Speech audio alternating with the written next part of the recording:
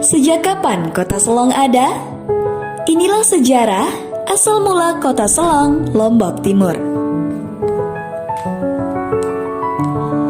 Nama Selong sebetulnya tidak saja ada di Lombok.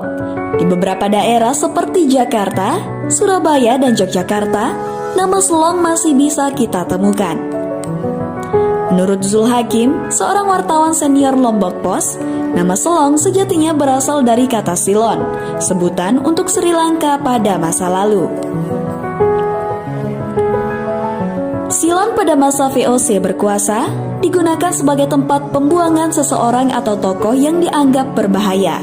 Selain Silong, Tanjung Harapan dan Batavia juga seringkali digunakan VOC sebagai daerah pengasingan. Beberapa tokoh yang pernah dibuang ke Silon antara lain Amangkurat III dan Syekh Yusuf Al-Makassari. Di lidah orang Nusantara, kata Silon berubah menjadi Selong. Dan pada masa itu, untuk menyebut orang yang dibuang atau diasingkan sudah lumrah disebut di Selong. Begitupun dengan kota Selong yang menjadi ibu kota Lombok Timur saat ini. Awalnya tempat ini adalah tempat pembuangan beberapa orang yang dianggap membangkang oleh Belanda. Peristiwa pembangkangan itu bermula ketika seorang pejabat Belanda datang ke desa Gandor pada tanggal 28 September 1896. Tujuannya adalah meminta rakyat Gandor untuk membayar pajak. Namun karena dirasa baru saja selesai perang, masyarakat Gandor menolak membayar dengan alasan pajak yang diminta terlalu besar.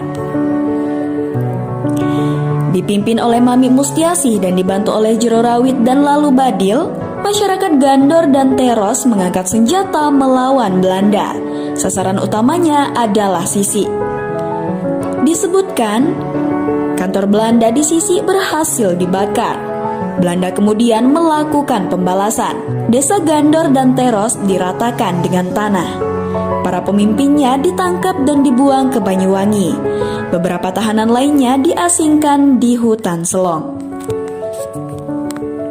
Selanjutnya pada tanggal 11 Maret 1898, ibu kota Onder Afdeling van Os, Lombok atau wilayah Lombok Timur dipindah ke Selong. Pemindahan ibu kota itu setidaknya karena dua alasan. Pertama, Lalu Badil yang berhasil meloloskan diri pada Perang Gandor 1896 sampai dengan tahun 1897 masih terus melakukan perlawanan.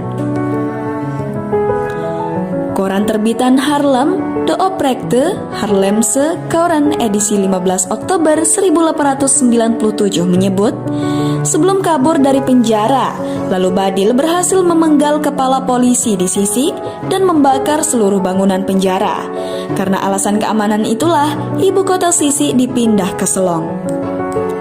Kedua, dalam buku Nar Lombok 1896, karya Nip diceritakan, wilayah Sisi seringkali menghadirkan penyakit malaria bagi para penduduknya. Hampir semua pejabat Belanda dan kepala distrik yang pernah berkunjung ke Sisi pernah terkena malaria.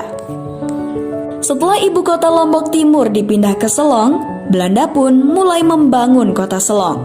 Beberapa bangunan yang dibangun adalah penjara dan kantor telepon. Sebagai ibu kota Lombok Timur, Selong pada masa itu membawahi 4 kedistrikan, yaitu Rarang, Masbage, Sakra, dan Pringgabaya. Pada masa pemerintahan Belanda ini pula, berbagai sarana dan prasarana mulai dibangun. Salah satunya adalah rumah sakit. Pada tahun 1910, Belanda mendatangkan Dr. Sujono ke Selong. Awalnya ditugaskan untuk mengatasi penyakit kolera. Namun di penugasannya yang kedua pada tahun 1918, Dr. Sujono memilih menetap di Lombok. Namanya kini diabadikan sebagai nama rumah sakit di Lombok Timur. Selain itu, Belanda juga banyak mendatangkan pekerja dari Jawa. Mereka adalah para tukang dan mandor yang ditugaskan membangun aneka sarana dan prasarana di Selong. Kelak, orang-orang Jawa ini meninggalkan jejak berupa sebuah kampung yang dikenal sebagai Kampung Jawa. Hingga kemudian, kota Selong berkembang seperti yang kita kenal saat ini.